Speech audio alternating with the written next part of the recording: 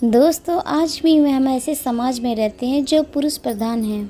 आज भी जब भी किसी स्त्री का जन्म होता है या किसी भी लड़की का जन्म होता है तो मायूसी छा जाती है। तो मित्रों, ये और कुछ ही नहीं, ये हमारे मनुष्य की अज्ञानता है। जो मनुष्य स्त्री को बोझ समझते हैं वो ये बात क्या लोग सुन ले, लड़की का जन्म हर एक घर में नहीं होता, बल्कि उसी के घर में होता है जो भाग्यशाली होते हैं और साथ ही अपने पुण्य कर्म अर्जित किए हुए होते हैं। आज हम आपको यही बताने जा रहे हैं कि भगवान कैसे घरों में लड़की का चुनाव करते हैं और वो कौन से ऐसे पुण्य कर्म है जिसके कारण कोई भी इंसान माँ या बाप बनता है। नमस्कार दोस्तों, रिताई भक्ति चैनल में आपका स्वागत है। अगर आप भी भगवान श्री कृष्ण के भक्त हैं तो कमेंट्स में जय श्री कृष्ण जरूर लिखिए और साथ ही अगर आप जिसके भी भक्त हैं तो कमेंट्स बॉक्स में जरूर लिखिए। आपका प्रिय भक्त आपसे अनुरोध कर रहा है कि आप अपने प्रिय भगवान के नाम जरूर लिखें। चलिए वीडियो शुरू करते हैं। आज की प्रस्तुति। तो दोस्तों, भगवान श्री कृष्ण अर्जुन से पूछते हैं कि माधव किन कर्मों के कारण किसी के घर में पुत्री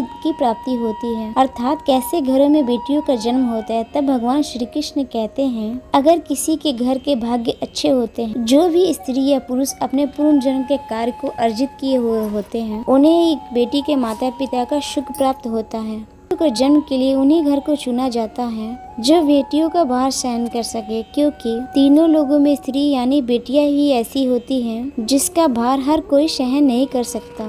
वह बेटियां ही ऐसी होती है जो इस सृष्टि को निरंतर चलाती रहती है, माँ होने के लिए अपना सर्वस्व निछावर कर देती है। श्री कृष्ण कहते, जिस क्षण बेटियों ने इस धरती पर जन्म लेना बंद कर दिया, उस दिन से धीरे धीरे इस सृष्टि का अंत होना स्टार्ट हो जाएगा। दोस्तों, भगवान श्री कृष्ण के इन बातों को गौर पूर्वक सुनिएगा तो उनका कहा बिल्कुल ही गलत नहीं है, क्योंकि बेटियां अगर नहीं होंगी तो किसी का भी वंश आगे नहीं बढ़ सकता। दोस्तों, आपने भी कई लोगों को कहते हुए सुना होगा, जिस घर में बेटी का जन्म होता है वह घर स्वर्ग के समान होता है, क्योंकि बेटा तो केवल एक कुल को रोशन करता है, मगर बेटियां तो दो कुलों को रोशन करती हैं। माता पिता के रूप में अपने बेटी का घर में निर्वाह करती हैं, तो ससुराल आकर अपने ससुराल में सारे कर्तव्यों का पालन करती हैं। दोस्तों, आजकल तो आप सुनते ही हो, बेटियां किसी भी परिवार में मर जाने के कारण उसका पिंडदान नहीं कर सकती, लेकिन यह बिल्कुल भी सही नहीं है, क्योंकि रामायण में बताया गया कि भगवान श्री राम के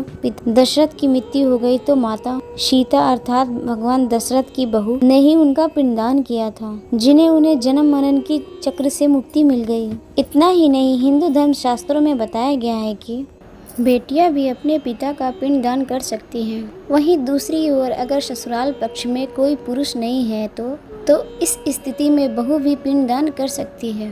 इसलिए दोस्तों, वह लोग बहुत ही किस्मत वाले होते हैं जिनके घर में बेटियां जन्म लेती हैं, और इतना ही नहीं, वो भी प्रबल किस्मत के होते हैं जिनके घर में एक से ज़्यादा बेटियां होती हैं। शायद यही कारण है कि बेटियों को लक्ष्मी का दर्जा दिया गया है। दोस्तों, बहुत से लोगों की सोच तो यही होती है, बेटी है तो बिना समय गंवाए और इस पे पढ़ाई से पैसा लगाने की वजह जल्द से जल्द उसकी शादी कर दो, लेकिन यह सोच एक बेटी के भविष्य को बर्बाद कर देती है। जरा सोचिए आप, एक बेटी के मन में कितने ही सपने होते, उसे कुछ करना है, आगे बढ़ना है, जिंदगी में कुछ हासिल करना है, लेकिन ये सब उसके सिर्फ सपने ही रह जाते हैं। इसलिए अपने बेटियों के सपने पूरे करना चाहिए, साथ ही उन्हें जीवन में हर वो खुशी दे जिनका वो हकदार है, जिन्हें वो मिलनी चाहिए। बेटियां सदैव अपने माता पिता के बारे में सोचती है, चाहे वह ससुराल पक्ष हो या मायका पक्ष हो। वो हर स्थिति में, हर परिस्थिति में, हर वक्त वो अपने माता पिता के बारे में हमेशा सोचती है। जितना माता पिता को प्यार अपनापन बेटियां दिखाती है, तो बेटी के जन्म को एक जश्न की तरह मनाना चाहिए। माता पिता को हमेशा अपनी बेटियों को एहसास दिलानी चाहिए कि वह कितनी खास है उनके लिए। दोस्तों, बेटियां कभी भी अपने परिवार पे बोझ नहीं होती, वह सिर्फ किस्मत बनाने के लिए आती है।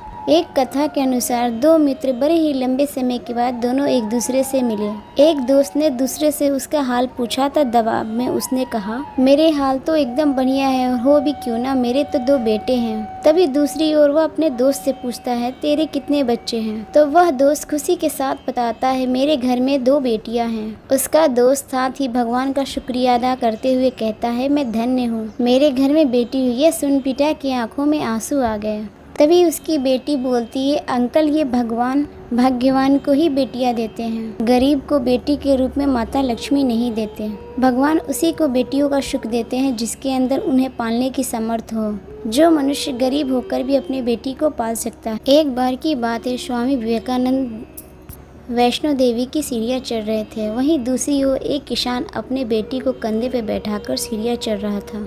तभी बगल से स्वामी विवेकानंद ने कहा, बाबा, आपकी बेटी की चढ़ाई आपको लग रहा होगा, इसको दीजिए, मैं उठा लेता हूँ और माता वैष्णो के दरबार तक लेके चलता हूँ। तभी सबके सामने किसान ने स्वामी विवेकानंद से कहा, बेटी कभी भी अपने पिता के ऊपर बोझ नहीं होती है।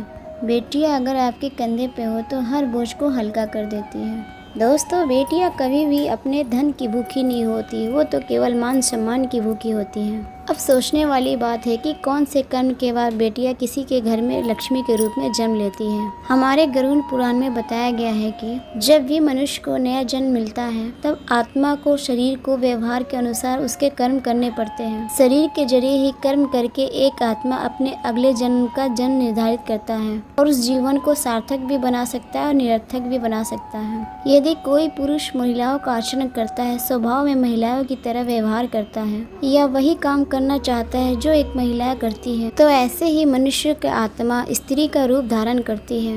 हमारे गरुड़ पुराण में बताया गया, यदि कोई व्यक्ति मृत्यु के क्षण में किसी भी स्त्री को याद करते हुए अपने प्राण को त्यागता है तो वह अपने अगले जन्म में स्त्री के रूप में जन्म लेता है। वही साथ ही वह अपने अंतिम क्षण में अगर परमेश्वर को नाम लेता है तो वह व्यक्ति मुक्ति के मार्ग पर अग्रसर हो जाता है। अगर ये वीडियो आपको पसंद आई हो तो लाइक, शेयर और सब्सक्राइब जरूर करें। फिर मिलते हैं आपके अपने चैनल रिताई भक्ति में नए वीडियो और नए विषय के साथ। अगर आपने अभी तक मेरे चैनल रिताई भक्ति को सब्सक्राइब नहीं किया तो सब्सक्राइब कर दे, ताकि ऐसे ही ज्ञानवर्धक जानकारी हम आप तक पहुँचाते रहें। जो भी भक्तगण मेरी इस वीडियो को लाइक करके चैनल को सब्सक्राइब करेंगे, माँ लक्ष्मी उनके ऊपर अपना कृपा दृष्टि बनाए रखेंगे। फिर मिलते हैं आपके अपने चैनल रिताई भक्ति में नए वीडियो नए विषय के साथ। नमस्कार।